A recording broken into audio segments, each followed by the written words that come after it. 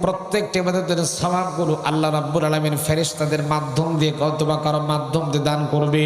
কিন্তু হাদিসে কুদসির মধ্যে এসেছে মাহে রমজানের ফজিলত, রমজানের বরকত, রমজানের মহত্ব আমার আল্লাহ রাব্বুল আলামিন নিজের হাতে দান করবেন।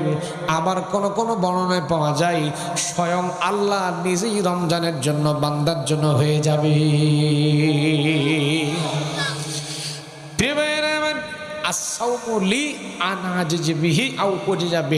অর্থাৎ আল্লাহ বলছেন যে এর প্রতিদান আর কিছুই নয়, আমি আল্লাহ এর প্রতিদান নিজেই হয়ে যাব।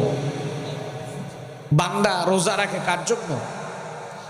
কথা কয় না বারে, কথা কয় না কার জন্য? প্রিয় ভাইয়েরা আমার, দুনিয়ার মানুষ কাউকে সন্তুষ্ট করার জন্য মাহে রমজানের রোজা পালন করে না, একমাত্র শুধুমাত্র কেবলমাত্র আমার মালিক আল্লাহ রাব্বুল আলামিনকে সন্তুষ্ট করার লক্ষ্যই কিন্তু বান্দা রোজা রাখে।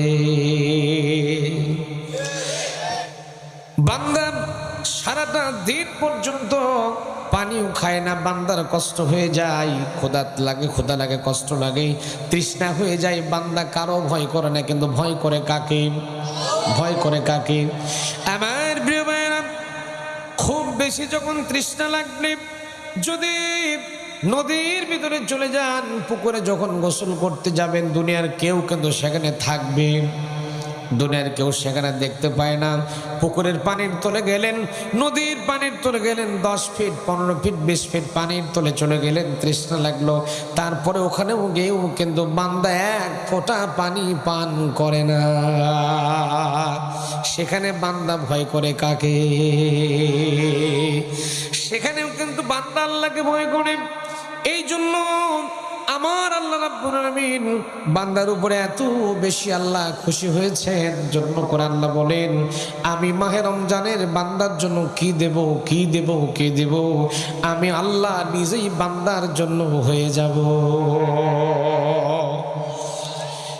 প্রিয় ভাইরা আমার, স্বয়ং আল্লাহ রাব্বুল আলামিন যদি বান্দার জন্য হয়ে যায়, ওই বান্দার জন্য কোনো সমস্যা থাকবে নাকি?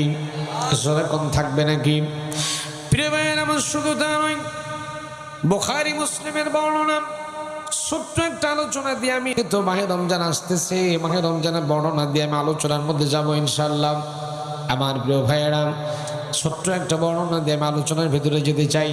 কিয়ামতের ময়দান যেদিন শুরু হয়ে যাবে, সূর্যটাকে, জ্বলন্ত সূর্যটাকে আল্লাহ রাব্বুল আলামিন মানুষের মাথার উপরে দাঁড় করায় দেবেন। কেউ বলেছেন 1 হাত উপরে, কেউ বলেছেন অর্ধ হাত উপরে জ্বলন্ত